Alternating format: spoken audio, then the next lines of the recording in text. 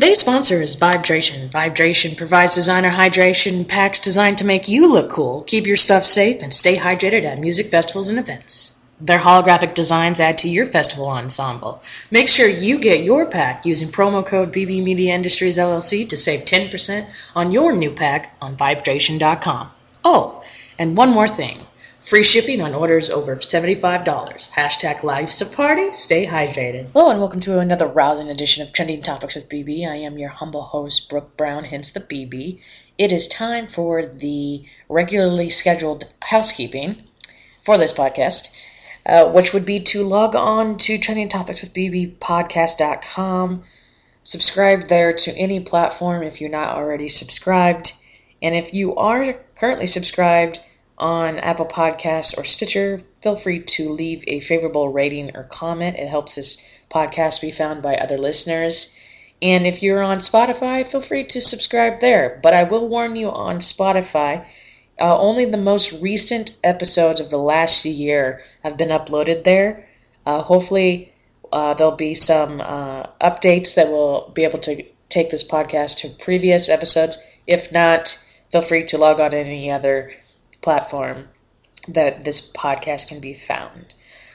And before I end this note, I want to thank you listeners and subscribers and everybody that has found this podcast in one way or another. I appreciate you more than you would probably believe I appreciate you. But thanks again for tuning into this podcast and being a supporter.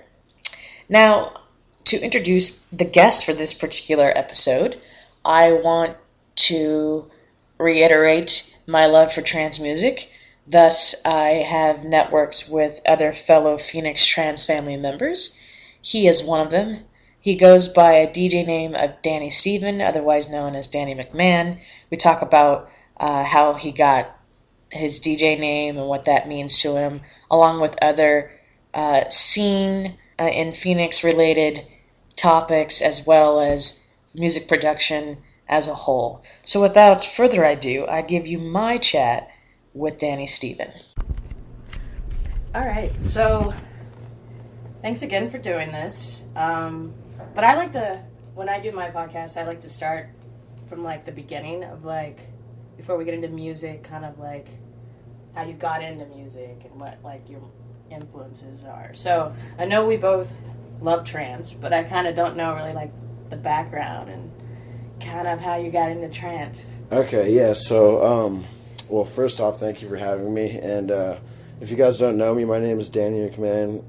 My DJ name is Danny Steven, and I first got into electronic music when I was 16 years old. I bought a little mixer that I'd plug into my computer, and I started DJing, and I really loved, like, electro, like the hard bass lines, and up until about 2012, that's all I really listened to was electro and just kind of harder EDM. And then one day my buddy showed me this duo called Heatbeat, and at the time they were producing music that was like 130 BPM, so it was similar to electro, but it had a really emotional breakdown, and I had no idea that was trance. And I asked my buddy what it was, and he told me it was trance, and from then on I just started listening to this genre called progressive trance, and I've just loved it ever since. Once I heard about Heatbeat, I kind of looked more into it, and then I heard about Above and Beyond. I've definitely heard about them before, but I never listened to them, and I figured out that I was missing out for years. And yeah, trance music is just awesome. There's so much emotion in it. But the first genre I ever got into was electro, and I just like how the newer trance is kind of a mix of both. Awesome. So, to kind of, like Heatbeat, yeah, I love Heatbeat as well. So, let's see. To kind of go on that, there's a lot of debate whether Above and Beyond is still trance or not, which I don't really agree with that debate. It's obviously Above and Beyond is trance, but anyway. So, why progressive, though? A lot of people are into... Well, right now, in the last few years, it's been Psy, but personally, people know that I'm not the biggest Psy fan. But why progressive? I love progressive trance, so... Yeah, progressive trance for me, just because I feel like the tempo of the music is right. It's not too fast and it's not too slow, so it's danceable music, it's groovable music, and I don't know, electro, like I said, was my first love, and I heard those hard bass lines in the progressive trance, and it kind of reminded me of electro, but there was a lot more emotion in the breakdowns, and that's when I said, this is the genre for me. I do like uplifting, and I do like psy, and I do like all that trance, but I just feel like it's a little too fast for me. And sometimes it could get a little repetitive, but it still goes in very hard. But I'm pretty sure, there's other people that will say the exact same thing about progressive trance. Because a lot of those songs do have the same arrangements, and, things happen at the same time. But I think it's just all the person's taste. Awesome. So, yeah, let's talk about your DJ name. And I know you have a couple of aliases you're releasing some tracks under, right? Yeah, so when I first started DJing, I went by McBoy because when I was in high school, well, my last name is McMahon, and when I was in high school, my brother was like the big football player on campus, and they're like, he's the McMahon, you're the McBoy. And I told myself, I was like, if I ever become famous, people will remember McBoy. And then I had the opportunity to go to music school back in 2015, and I was 23 years old, and I realized, like, all right, I'm not a boy anymore, so I should probably change my name. So I just changed it to Danny Steven, my first and middle name. I feel like it works, and it's not taken. So yeah, I will put out. I'm thinking about putting out a house track under McBoy just to kind of keep the name alive, because I've went by that name my whole life. My friends back home still call me McBoy, so I think you may see a couple McBoy tracks in the future, but they won't be trance. Okay, well that's cool. So where is back home?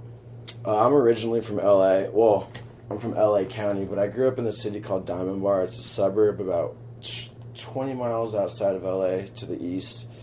And yeah, so home is pretty much Los Angeles. But I never really had an opportunity to do anything down here. All my opportunity has been in Arizona, and I love it. Really? That's interesting. A lot of people go to LA thinking that they're going to, I don't know, especially with the trance scene the way it is in LA right now. It seems like a lot of people are relocating. Well, that's one of the cities. So, as we're seeing it grow here in Phoenix, you just mentioned opportunity. What differs? Is it just maybe where life took you, or? I think going to college here definitely helped me, network and get to know people. But when I went to music school, I was living in Burbank for a year, so that's North Hollywood. So I kind of got to see what it was like down there, and I realized that it's a lot more saturated in LA. There are a lot more producers, and yeah, the scene is way bigger. The clubs are a lot bigger, more people at the shows of every genre, but it's just way too saturated. Everybody's a producer down there, and down here in Arizona, I feel like the scene it's fresh and it's just coming up to the apex of it. The scene's definitely growing down here. The only difference that I could say is between LA and Arizona is just, I don't know, there's a lot more people in LA, so everything's way more crowded. Down here it's less saturated. Trance isn't as big, which isn't the best, but it's definitely on the come up. Like, there's 1,300 people on the Phoenix Trance fan page. Yeah, I know, it's been growing like crazy. Yeah, and these events, they're popping up, and more people are realizing what the music is. And yeah, going back to the question, that I don't know, the biggest difference is just a lot less saturated down here. And before I came out to Arizona, I had no idea what to expect, and the scene here it's crazy. It's fun. I've never been to a desert party before I came out here. They don't have that in California. It's completely different. And I don't know, I feel like people are a lot more about it down here, and the scene is just more tight-knit. Yeah, there are cliques between certain genres, but at the end of the day, we're all down here trying to push electronic music. True. So, I mean, yeah, you mentioned the desert rave scene, which does exist to those that may not think. That's kind of where it all started. Raves were the thing. Everybody has their definition of what a rave is now, though, with all the festivals. So going forward with the scene and kind of what you mentioned, how do you feel things are going right now with, let's just kind of get into the, I know we have, I mean, we just mentioned, I mean, for those coming up, this will probably be out after this weekend, but this weekend we have Darude, Cosmic Gate coming to town, and then we have some LA well-known trance guys coming to town. So it's like our first, like, Friday, Saturday, Sunday, like, trance is big weekend that I think we've ever had. I mean, I do remember a couple years ago, 4th of July, we had Armin play release, and the next day Paul Oakenfold played release. And that same summer, Cosmic Gate was here. So that's like the last time I was at release was 2016. They had a bunch of trance people come to release, but then they really didn't sell as big as a lot of the others. So I think that last year they didn't even bring anybody who was trance to release Pool Party. And Tiesto's not trance anymore, so that doesn't count. So, I mean, are we still all about the music, or is it seeming to turn more cutthroat business-like? Maybe it's just me because I feel like it, but... Well, I think the scene down here is awesome, but going along with the scene, you have one of the biggest universities, which is ASU, and I feel like a lot of the people that do, you know, go to the college and that go out and like to party, they want to hear music that they can rage to, you know, that they can party to. You know, I feel like a lot of these people, I'm sure they'd have fun at a Cosmic Gate show, but you wouldn't see them partying like they would if they saw, like, Yeah, Me Too, you know, at Maya. That show will do a lot better, but I don't know. At the end of the day, music is business because, you know, there's a lot of money in it. I feel like right behind movies and video games, music is right there. If not, it could be ahead of video games. So at the end of the day, it is business, but I think there's a lot of opportunity for different event companies out here to try different things. Like, you know, SLE, they're bringing out a ton of trance right now, and I used to intern for them. I was interning in the talent department, and they would tell me to get a roster of DJs that are available from, like, through certain dates, and I would give them a bunch of trance DJs, and they would tell me, they'd be like, yeah, you know, these guys aren't going to sell. You're going to have to find other artists, and, you know, fast forward 3 years, they're booking trance, and it's pretty cool. I wish more promoters would do that out here, but I think in a year or two we're really going to see just a growth in trance, and I think that's really going to be a thing. Like, when I first heard progressive trance, I said, this is trance music? This is crazy. And I feel like once more ears hear all the different kinds of trance, people will say that. They'll say, well, this is trance, this is cool, and, you know, they'll fall into it. And I feel like once you do get a little older, your music taste kind of develops a little more. And I don't know, trance isn't rage music. In college, I like to party. It was fun, you know, but I don't know. I feel like as I get older, I enjoy trance more. I like the melodic breakdowns, you know, the cinematic sounds. Right. So, I mean, that proves the point, though. Like, there's been an issue between just, like, the promoters on their disdain or just knowing that it may not have events that are bringing trance may not sell like other events will. But knowing that and going forward, do you think they will? Because a lot of the promoters right now have, like, in my opinion, they control certain venues. And to kind of go back for what we were talking about in LA, I've been to LA and I've gone to Marcus Schultz Open to Closes twice at Avalon, and that Avalon's one of the biggest ones right now because they don't ever close. And cities like Montreal and New York and Miami and all these other cities have venues, even if they don't sell alcohol past 2 or 3, they stay open. They stay open, and we don't have that here. Everything closes usually by 2. I mean, sets end at 2, and they, like, are kicking us out a mile all the time. Like, get out, and it's like, well, we're trying to get out, but like, so do you think it's a combination of the promoters, the venues? I mean, because I believe this, they don't, what's been frustrating on my experience with trance here is it's not that there isn't people that like trance, it's that they don't allow us to prove ourselves. They haven't really allowed us to be like, oh yeah, we will show up. But it's usually, you know, they it's just, I don't know, what are your take on it? Because not to, like, badmouth Maya or anything, but it's just hard, you know, right when, like, sets usually get good is right when they're ending here, as opposed to the experience that the 11 hours I experienced with Marcus 1 year at Avalon. I mean, that is a journey of trance. I mean, so, and I know he's not the only one, and I know, like, they just had a classics weekend there with Chicane and Four Strings at Avalon. So, I mean, it seems to me, I don't know, I understand LA's bigger, but I also believe that people don't realize they like trance until they hear. They don't know that they're listening to trance. So, because there's a big techno following, a big house following here, and they're very close. I mean, I like techno, I like house as well. So, what is your thought going forward? Yeah, I don't know. It does suck how they kick everybody out at 2 o'clock, like in LA. Yeah, Avalon will stay open till like 7 in the morning sometimes, and that's insane. You know, coming from Arizona, I've only seen like 1 or 2 after hours party here. But I just feel like maybe they don't do it because down here, like, there's always bars that are getting shut down. Like before Shady Park was Shady Park, it was Bad Mother Cluckers, and they were serving kids underage, and they had to shut the place down.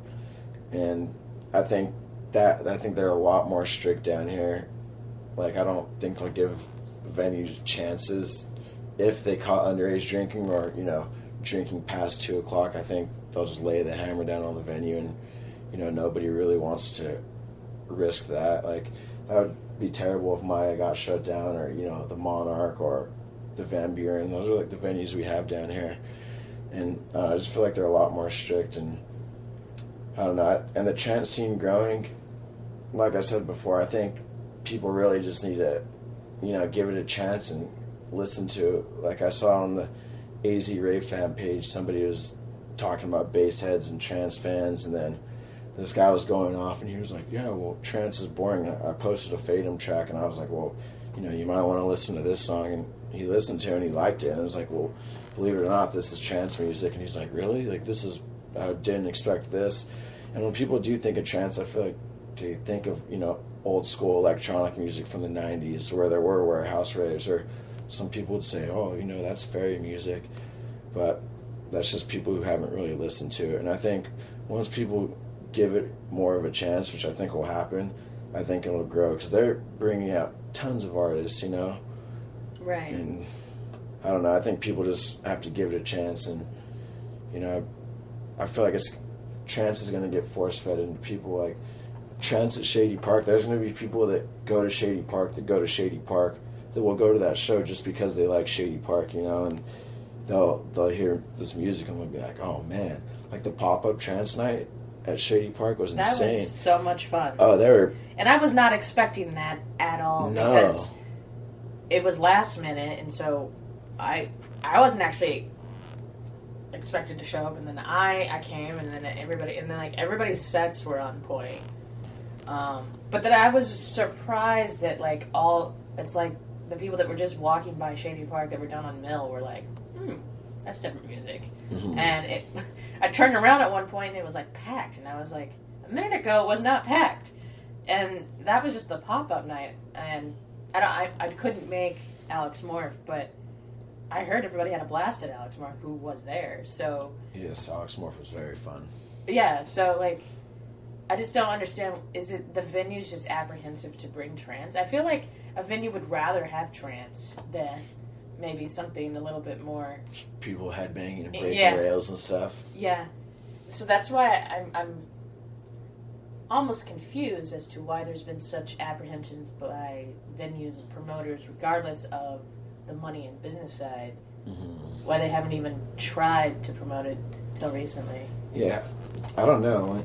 When they had 7 Lions at the grand opening of Van Buren, the place sold out, and some people wouldn't really consider 7 Lions trance, but you know, I think he's pretty trance. His music's a little different, but I'd put him in the trance category.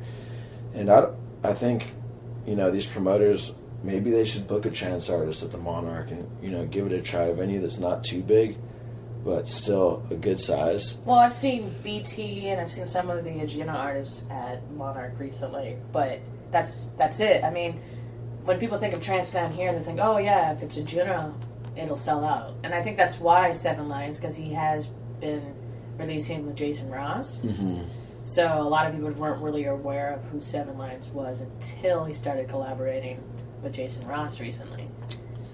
Yeah, and I definitely think there's definitely an Anjuna following down here. I feel like, if they booked Elon Bluestone, I know they booked him a couple years ago, and I don't know the business side of it, but if they can pull him at a smaller venue, I think he would sell the place out. Elon Bluestone, Janix, Sonny Lax, any of those guys on Anjuna, I feel like would be a good sell. A couple of the Armada guys, David Gravel, I think he can do pretty good.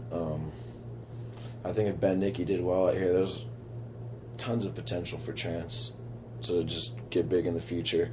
Because, Ben Nicky's a huge name around the world, but I feel like down here, a lot of people don't really know about him. He's definitely played a few times down here, and, the Niles, it's been crazy, but that was like an all-age show, so there are a lot more people that were there, 18-year-olds running around. Like, you don't see that at Maya. Right. But then it was a little more expensive to go to those shows, those ones at the Nile, as opposed to the free show in Scottsdale. Yeah. But Scottsdale is it's an expensive place to go out, and I don't really like the crowd in Scottsdale, but, I'm hoping the scene grows and, the right people are in the crowd at the time. I think that's a big deterrent, too. I'm not trying to be all negative, but the overall consensus, and I've polled a lot of the trans family, a lot of people are foregoing a lot of the recent Maya shows because it's Maya in the Scottsdale crowd. Not necessarily because it's Maya, but if we could somehow make sure that it's majority Phoenix trans family and not just people out in Old Town, that tends to be a lot more fun. What I think has happened is that it's just they just let, it's just that whole Scottsdale mindset, and they're not there for the music. I don't know these people personally, but when Marcus was here a few months ago, not only was the short set an hour and a half after I've seen him so many times do extended sets or open and closes, but the other part of it was that there were so many people there that A, had no clue who he was, and B, the entire time they were distracting everybody else because they were taking selfies the whole time. Why? They could have done that at any other bar. They could have done that across the street at El Jefe. They could have been at Hi-Fi. Why do they have to just come in Maya? They don't even know who's playing. You were opening, so we were there for you and Marcus, and then it was just, I just felt like there was just a clash of crowds, and I've been to Maya so many times because I've lived here for so long that I'm feeling the same way. It's like it's just, when we go for the music, there's people that are just there to party, and that's why I think there's an issue. Yeah, I think Maya being in Scottsdale is because there are, other clubs in Scottsdale like the Mint and what's that new one that it used to be Cake? I think it's called Pretty Please. There are clubs in Scottsdale, but I feel like Maya is definitely the one that gives you kind of like that Vegas feel. And when people go out to clubs, they say like, "Oh, I want that." I want that feel. And out here, I feel like that's like one of the only clubs that's like that. And I feel like that has something to do with it. And yeah, the crowd is a little different in Scottsdale. When I was playing the Marcus Scholl show, some girl came up and asked me to play Make It Nasty. And when I told her no, she looked at me like I was the worst person in the world. But I don't even know if I know that song. Yeah, it's... That's how far removed I am from, top 40 or hip-hop and all that. I just don't listen to it anymore. Maybe 10 years ago I did a little bit, but I couldn't tell you what that even is. Yeah, it's definitely a weird request for a trance show. And that just tells you how different the crowd is. And like you said, there'll be people that'll be there for the club that aren't there for the show. Yeah, I don't know. I think that's not so good, but at Shady Park, when we have trance at Shady Park and there are people that are there for the venue to discover trance, I think that's good. So I guess that kind of works both ways. Because at Shady, at the pop-up, it seemed to work. But at Maya, it's definitely like a different crowd. If you bump into someone in the crowd, they'll get all mad at you. Or if you accidentally step on somebody's shoe on the dance floor, they'll freak out on you. And, man, you're in the club. That reminds me of Paul Van Dyke. Were you at Paul Van Dyke? Yes, yeah, that was cool, but that sucked how they had Tyler just 300 yards out there. Yeah. I couldn't even see him. Well, he kept running back and forth. Yeah. That sucked, but I was very impressed with how Tyler was taking laps. But at the beginning of Paul Van Dyke's set, there was these guys in the back that started a fight, and it distracted Paul Van Dyke. And he saw it, and I'm just kind of like, that type of behavior is not conducive to trance at all. And that's another reason why I also feel like a lot of trance artists won't want to return, is because they come here and then they see it's the one group of people that are causing trouble that they're just going to catch their eye, not the rest of us that were there to see Paul. Mm-hmm. So it was I'm worried, because even if promoters are like, hey, come to Scottsdale, they're more likely can say, no, I don't want to. Mm-hmm. That's what I'm worried about. Why I'm glad that we're, having our Barsmith nights and trying to get more at Shady Park, but it's slow going. So, I mean, those Barsmith nights, those have grown like crazy, and I think that definitely helps. A lot of those people that are there for house music would probably never go out of their way to listen to trance. That they're walking up and down the stairs, and at the end of the night, they all end up downstairs, and they're all partying down there to the trance music, and that's a whole different crowd that you would never think would be at a trance show. They would never think they'd be at a trance show, but it just works because it's on that night. And, nights like that definitely help the scene grow. Like, they happen pretty often, but not too often. So, like that guy posted on the Phoenix Trance Family, he said, hey, I didn't see an event for the first Friday, but is there going to be one? That was cool to see. That means people like that. And, Sean Watson fully supports it, and that's awesome. I feel like that says a lot. At the last show, at the Matt Lane show, I was upstairs, and my buddy Cormac came up to me, and he was like, dude, these trance events on the first Friday, he's like, these are the only events that we've ever had down there that actually filled downstairs up. He's like, you guys are killing it down there. And that's awesome to hear. That means more people, are liking it. And maybe trance fans that never really went out because there weren't many trance shows, they're all coming out, we're all meeting each other, and it's just awesome. It's a good time, and it's cool to see that grow. And I feel like the trance scene as a whole is going to grow the same way. It might take a little longer. I've been saying that for 3 years. It's just a matter of time before it takes off. But I think within 2 years it'll be big.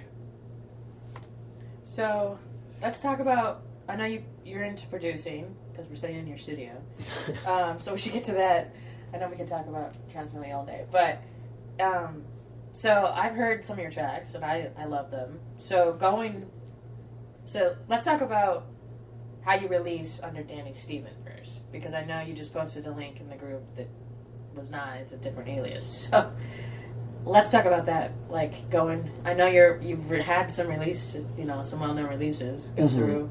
So how's all of that going? Because I talked to Alex and I've talked to some other people, and everybody has their own process and their own mm-hmm. experience with it. So how is it going? There's no complaints right now. I wish more people did listen to my music, because then I wouldn't have to release through labels. But usually the process goes for me. I try to finish a track in a month, and then I'll pitch it to different record labels. You can just Google a record label. So if you looked up Anjuna Beats, if you looked up their demo submission, it'll probably just be demos at Anjuna Beats. And I know Flashover was looking for some recently. Yeah. And see, you send your music into these record labels, and if they like it, they'll get back to you and they'll tell you, hey, we like your track, but we think you need to change this part, and send it back to us, and we'll sign it. Some record labels will never get back to you, and some people will get back to you. They'll be like, we like your song, but we're going to pass. And, I haven't seen, I've probably have about 10 tracks signed. For one song, I did get $30, but I haven't seen any royalty money or anything. I'm just doing it for the love of the game. Yeah, and record, like, I can't self-release because I'll post a song and it'll get 100 plays, like, over a span of a year. And I see people post songs and they'll get, like, 3,000 plays in an hour. And I just don't have that. So I send my music to these record labels and, you know, they have their own followers that they promote too. So that's just a whole different demographic of people that wouldn't have heard my music if I self-released it. So right now I just send my music to record labels, and the ones that pick it up, sometimes I get like 3 or 4 yeses, and then I kind of pick who I want to send it to, and then I just let them handle all the promotion, and they'll send it out to all the DJs. So when the DJs play their radio shows, they'll hear your song, and they'll tell the record label, they'll say, like, yeah, we like this song, you know, we're going to play it in our next radio show. And the record label will give you a full-on feedback report, and it'll have like 80 names, like it'll be like above and beyond, listened, comment, they'll be like no comment, and it'll be like supported, no. And it'll tell you that for every DJ if they supported it or not, or some artists won't support it, but they'll say, you know, this is a really cool song. And I don't know, I just produce, send it off to a label, and then I'm on to the next project. Right now I just want to produce music that I can play in my sets that mesh well with the other songs. Like, ideally I want to play my song right after, say, like a Fatum song, and I don't want people to notice that, like, the difference in quality, you know? Like, I don't want people to be like, oh, this song, like, what is this? This is way worse. And I don't think I'm quite there yet. A couple of my tracks are actually getting there, so I don't think I'm well on my way, but it's just a process, and I'm learning about it every day. You get built up and you get kicked down, but at the end of the day, you know, it's all fun and you're learning. Right. So what do you think about this new project that Gareth Emery is doing, this tune, where he's trying to incorporate a blockchain mentality to help royalties for artists? What is your thought about this new? I actually think that's a really cool concept. My buddy Jordan, he was like one of my best friends from 7th grade. He was his duo partner for a while, so I got close to my buddy Jordan. He just got hired as the A&R there, and I've heard a tune, but I didn't really know too much about it, and it actually sounds like a really cool concept. You know, it sounds like a way to get paid for your music, like you're supposed to, you know. And I don't know how the whole cryptocurrency thing's going to work out, but, you know, I think if enough producers are on board with this project, you know, I'm on board with Tune. I do still want to sign, you know, to the bigger record labels. Like, Armada is still a huge dream of mine, but, you know, Tune seems like a really good alternate. Like, if you want to self-release and you want to make money off your music outside of trying to make money off of SoundCloud and streams on YouTube, Tune seems like it's the way to go. I feel like it'll be hard to get the consumers on board, though. You know, people that, like, you have to buy credits to buy songs. You know, I don't think people are always going to want to buy. That's how Beatport is now. Do you have to buy credits for Beatport? Well, not credits, but you have to buy the song on Beatport. Oh, and there's yeah. millions of people doing Beatport all the time, which is, and I don't know how the royalties go and all that is on that end, but I mean, Beatport's, other than the whole blockchain part of Tune, Beatport's been popular for all these years. Yeah, that's true, and that's the thing with Tune. I think once your track's on Tune, it can't go on Beatport. You can put it on streaming websites, but you can't put it on Beatport because it's already on Tune. So I think it's going to be, you know, if, like I said, if enough producers are on board, I think it's going to be in direct competition with Beatport. I definitely think a lot of the smaller independent labels will be shut down from Tune because people will say, like, man, I can make a lot more money self-releasing through this new project, but it is a lot more work. You know, usually if you sign a track to a record label, you kind of just sign it over and they take care of everything else. I feel like if you sign a track to Tune, like, you're going to have to take care of the promotion. You know, if you want DJs to play your music, you're going to have to find their promo email and send it out. So I think it's going to be double the time, but, you know, I think it could be a great thing if producers get on board. Gareth Emery, seems like a very smart guy, really good businessman. You know, I think he knows what he's doing, and I think he's going to do something great. Like I said, if enough producers are on board. And I think he'd have to figure out a different way for consumers just to buy individual songs. Because if I wanted to buy one song, I wouldn't want to have to buy 20 credits, you know, to buy one song. Or like $20 worth of, you know, Bitcoin credit or cryptocurrency. I wish you could just purchase one song at a time. You know, I think that would be helpful, but curious to see how that turns out. I think Gareth will have it under control. And along those routes, I mean, a lot of people are, I guess I'm a little bit older, so I've been around this music for a lot, and I'm seeing the ups and downs, I guess. But there was a while there where a lot of people were like, Gareth is not trance. He was, you know, the whole, like, trance left comeback thing, which, in my opinion, never happened because I never stopped listening to trance. But knowing that he's released some really great tracks as of late that have been really good in the trancing, more vocal trance, euphoria kind of feel. When this kind of came out, and I know Darude has a track on there now, and Gareth has released a new one. So, you mentioned a lot of smaller labels and independent labels. You think that's going to totally wipe out that? I mean, everybody's kind of transitioning from the independent. Mm-hmm. Anyway, I mean, everybody can release music. Yeah, it's true. Like I said, people... You can release it for free every day. Mm-hmm. It's just a matter of the avenue you need to go to make money off of it or get some sort of help with promotion, I guess, is what I'm saying. So, I mean, obviously, there's well-known... A lot of the labels that we've kind of mentioned are also under the umbrella of Black Hole. Mm-hmm. So, or there's Armada, which is Armin's empire. Mm-hmm. So going forward, I mean, is it gonna be easier? Is it gonna keep getting more and more crazy? Because it just seems like there's more and more interest nowadays for people wanting to create music and... Yeah, I don't think music production is going to slow down. There are going to be a lot more, like, I'm sure there are kids, you know, that say, I want to be a DJ when I get older. I want to be a music producer.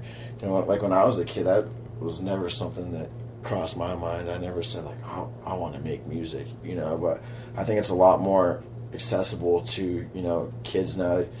I see, you know, 2-year-olds on iPads at restaurants sometimes, and I think that's insane.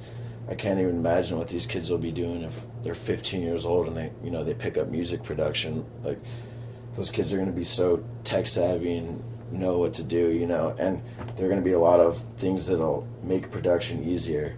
You know, like now we have a bunch of plugins that we didn't have 5 years ago that just cuts the production process in half. You know, it just makes everything easier. And as time passes, you know, there's going to be better technology that comes out, and kids are just going to be on it when they're younger. And yeah, I think the next generation of producers are going to be, you're going to see a lot more Martin Garrix, you know, like kids come out, a lot more Maddions, like the kids that blow up when they're 14 years old, 15 years old. Well, it's funny because when Avicii blew up, I mean, I feel like here's what the whole thing of Avicii is really tragic because when he basically was so talented, he was able to not only get the respect of the electronic scene, but he was also able to cross over into other genres. Mm-hmm. I mean, he produced for Coldplay. Yeah. He produced for Madonna. He produced for a lot of people, really. Mm-hmm. But people don't realize he was like 16 when he blew up. And then I haven't seen his documentary because they took it off Netflix, which right before he passed, which was weird. because I wanted to watch it, and I had already had it in my queue before he passed. It was really eerie when he passed. But after he passed, and I heard some Tiesto and Armin called in to the Sirius station, and all the DJs were calling in to reflect, and both of them, well, Armin shared the same management, so they kind of knew each other, but Tiesto was like best friends, and he said he had just had dinner like a month prior to him passing, and he seemed like things were improving, and he had thought about making a surprise appearance and showing up at Ultra because he had heard about the Swedish House Mafia getting back together, and that's what Tiesto explained. But the thing that strikes me about the whole story, other than maybe what he went through, is what the industry did to him. Because from what the clips of the documentary that I've seen that are on YouTube show how he was overworked, and just it seemed like a lot of that could have been prevented. And it's just sad because I know he's not the only one suffering right now, considering how insane electronic music as a whole has gotten, and how their touring schedules are just not normal. I mean, even when you look at pop music, and when like Maroon 5 and all these bands that go on tour, but then they take a shit ton off. Like I went to Coldplay last year. They were on toured around the world for 2 years. They're not coming back until 2021. And so they're, and I know Maroon 5 will take time off, months off. Lady Gaga's take some time off to heal. So it's weird to me that in the electronic music, nobody really takes time off unless it's like the span of a week or a couple weeks. But that's maybe. They talked about during the height of Avicii, he did almost like 300 gigs one year. Like he did a gig almost a night every year. Like, how did not somebody say, hello, like this is gonna burn someone out? Because when the announcement of him saying, oh, I'm not touring anymore, it shocked people, but it was like, no, if you really looked at how crazy his rise was, it was in the span of like 3 years. So, I guess my question is, what do you think is conducive to the scene as a whole? I'm not even just talking trance music now. I'm talking everything in electronic music, because it is totally different than the rest of the music industry. Oh, yeah. Okay, yeah. Sorry. Yeah, I think, like you said, people being overworked. Avicii was definitely a pioneer, and I think the production of EDM shows a lot less than, say, a Maroon 5 or like a Lady Gaga show where they have 20 background dancers there that they have to follow everybody, or they have to pay for everybody and put everybody up.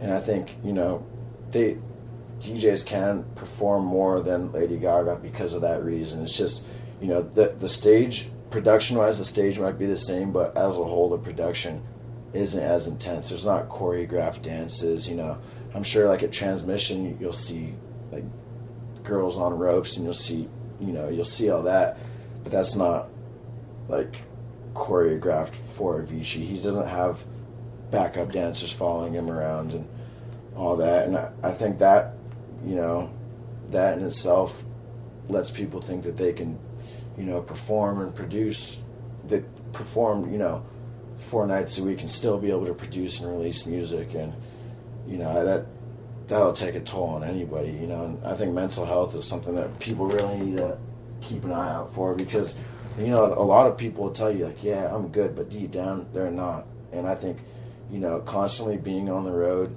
jet lag definitely doesn't help, being away from your friends and family, and I think that'll just take a toll after a while. Like all of us guys that have never toured, that's our dream. Like we want to tour, but when it comes down to it, like, man, you got to be mentally prepared for that. One of my best friends from back home, Eddie, he follows Kid around, so he's Kid's video guy, and he's booked all the way up until 2019 every weekend, and that's insane. and that definitely takes a toll. If you could be playing in New York one night, fly across the world, jet lagged, you got to play a show, and it sounds cool, but that sounds like it would take a toll, and after a while that would not be cool. And I think people don't really realize that, people that go to see these shows aren't thinking about these DJs, their mental health. They're not thinking what's going through their head. After fourth or fifth night in a row playing, it's kind of like, all right, this is actually like a job. You know what I mean? And I feel like that'll just break someone down. But I think you can prepare for that and slowly, build up to that so you're strong enough mentally. But that's not a problem I've gone through, but that's a serious issue. There are a lot of DJs that have, mental issues that you would never even know about, because when they're on stage, that's all you see. You see these guys performing, you don't really see what goes on behind the scenes. And I think that should be a thing that, should be taught to people, as any performer in general. Mental health is huge, and you got to be strong to be able to do all that.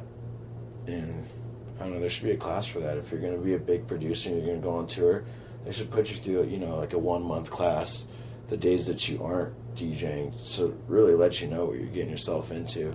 Because like I said, we all want to tour, but at the end of the day, that's hard work. And along those lines, what do you think about the difference between touring and producing and DJing? Because it was, going back to Avicii, he just wanted to produce. He really didn't want to DJ. Mm-hmm. And then because he was so big, they said, well, you got to DJ. So he kind of learned as he went. And he was always nervous before a gig because he never thought he was prepared enough. So that's got to be weigh on somebody. But in the day and age that we are in, it doesn't seem like, unless there's somebody that, there's not too many of the OGs. When I'm talking about the OGs like Paul Oakenfold, Paul Van Dyke, Marcus, all of them, they started as DJs and producers. Ferry, all of them. There's some now that are like thrown in different aspects, whether they want to tour or not. Mm-hmm. So when it comes to the whole choosing what route, do you think people are more going forward gonna be outspoken about it, or they just want to be successful, so they're just gonna do whatever their management or record label wants them to? Yeah, at the end of the day, it's I feel like you're not really going to make money off your music unless you're in that top 10% if you don't tour. You know what I mean? It's like Mark Sixma. I don't think that guy's bringing in a ton of money off his records, but he's getting paid to play shows. And I think at the end of the day, it's just like being an actor or anything. Like, you're not going to make money unless you're doing these big shows. Like, people might know your music, but there's going to be no money coming in. And I don't know, I think if you want to just produce, you should go the ghost producing route, because there is money in that. Dimitri Vegas and like Mike, they can hit you up and they'll pay you $40,000. If they know who you are, they'll pay you so much money for you to make a song for them that they can play at festivals. That, like another Mammoth, the track Mammoth, they'd pay good money to get another track like that. And I think if you don't want to produce, if you don't want to DJ, the ghost production route would be the way to go. But if you're a big time producer and your music's really catching some steam, I think performing and touring is kind of necessary to keep your career alive. Some people don't like that spotlight and they'd rather just make the music behind the scenes and have someone else's face on it. But I would like to DJ and tour. Well, I would like to tour in the future. You know what I mean? I know I said it would be rough, but I would like to do it, because at the end of the day, like, that's how you're going to get paid. You're spending 150 hours on a song, but nobody's actually like buying your music, and you're not really making money off it. But there's an opportunity for you to play your music live and make thousands. Like, that's the way to go to keep your career alive. But there's a lot of baggage that comes with that. Like, some people like to drink before their shows, or, you know, like, can't be drinking every night before you go out and perform. You know, that'll take a toll on you physically, and who knows what it would do mentally. But yeah, I don't know. I feel like performing is a solid revenue stream. Right. So, well, the thing that came up, in my opinion, is there's a lot of people that are against the whole ghost producing route in terms of the purity of the art form. Mm-hmm. Now, because it's become so popular, and we all know it happens, but there's a lot of us, and I say us because I'm one of these people that I'm just kind of like, I understand how ghost producing has become a thing, but in my opinion, if you're well known and you've produced on your own in the past, why not keep producing? Mm-hmm. Now, there's some people that have become popular as a DJ and they don't have any music too, so they need a ghost producer to whip up something or have a track that they can. But what is your thoughts about that debate of ghost producing, and how there's a lot of us that are the older crowd that are like, we don't really like ghost producing, and then there's some that are come through like, well, ghost producing is great as long as it's done right, mm-hmm. whatever that means.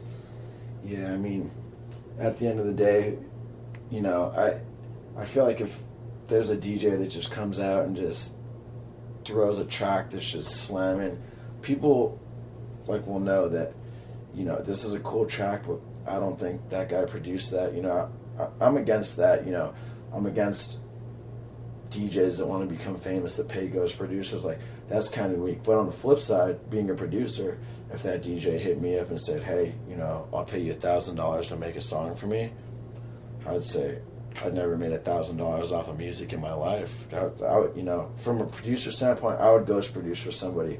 But to see somebody that's ghost produced, you know, they just cut that corner. That's annoying to see. But it's tough to make, you know, money off your music. So I would ghost produce for somebody. I don't like to see DJs that are ghost produced, you know, because people know that, dude, this guy didn't produce this song, you know. And I don't know, it's like I work hard in the studio to try to become that guy that's on stage, you know, and I'm not just going to pay to buy a song, you know. But if, like I said, if somebody paid me, I would keep my mouth shut.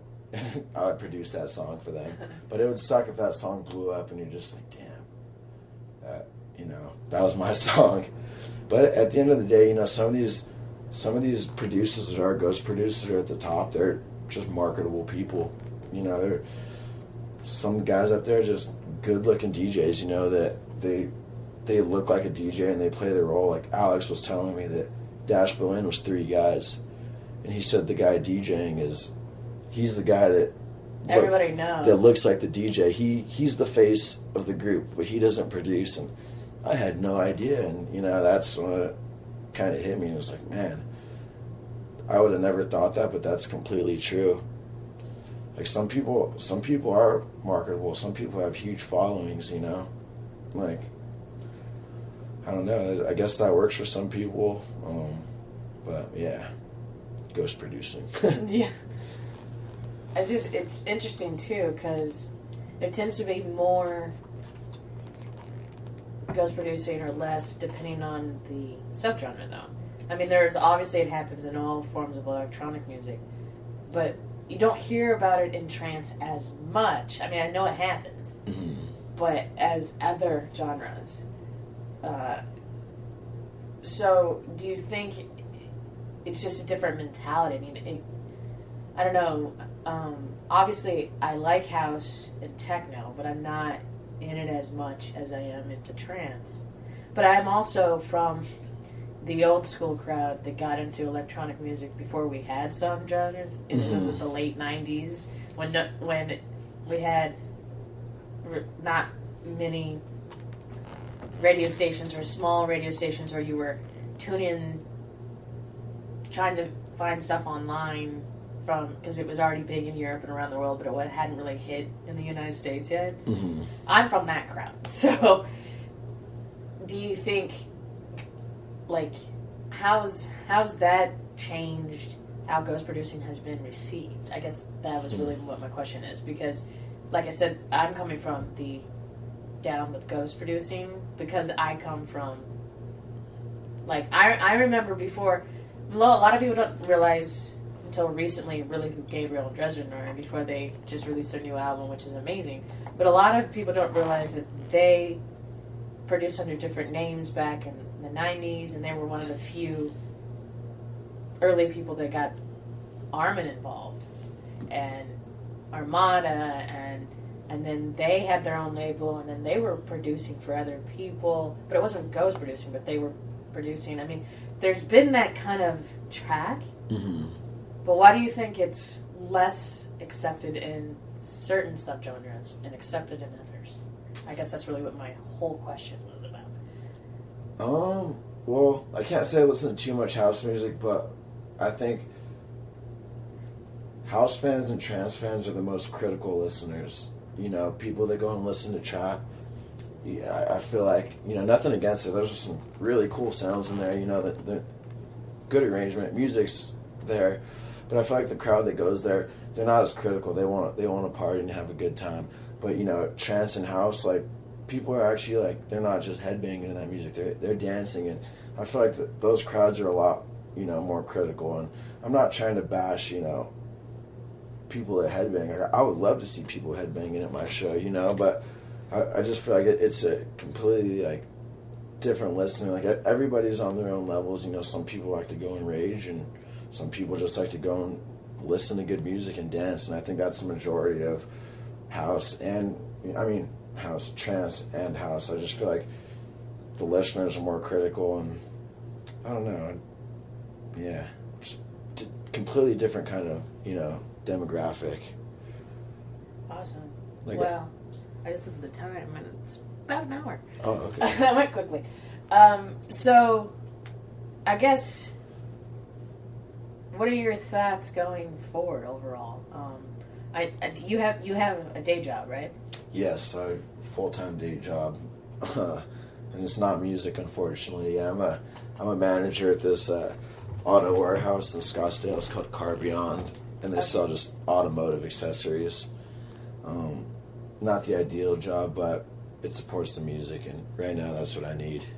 So do you think you're going to transition, if you can, into DJing and music full-time in the future, or just kind of see how it goes? I mean, at the end of the day, you know, to be able to support myself off of my music, that's the end result. Touring would be cool, but if I could just support myself off my music and, you know, the local gigs, that would be amazing. And, you know, that's what I'm working towards, you know. I mean, it sucks having to come home from work and, you know, work another 4 hours on music when you're all tired. I mean, it doesn't suck working on music, but it's just not the ideal situation, just being all tired after a full day's work, you know.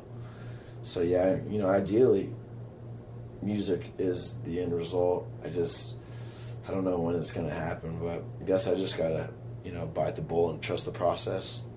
Awesome. Cool. So, I don't want to keep you too much longer. Tell the listeners, I mean, I know where you, but your social media, where they can find you, or if you have a website or SoundCloud they should go check out. Yeah, if you guys want to follow me on Instagram, my Instagram name is Danny Steven, I believe, Music. My Twitter handle is DSteven Music, and my SoundCloud is just Danny Steven. Same with the Facebook, Danny Steven. So if you guys, you know, follow me on either of them, I would greatly appreciate that. Awesome. Well, thanks for joining me. I'm glad we were able to finally do this. Yeah, no, thank you very much for having me. Awesome. Yeah, it's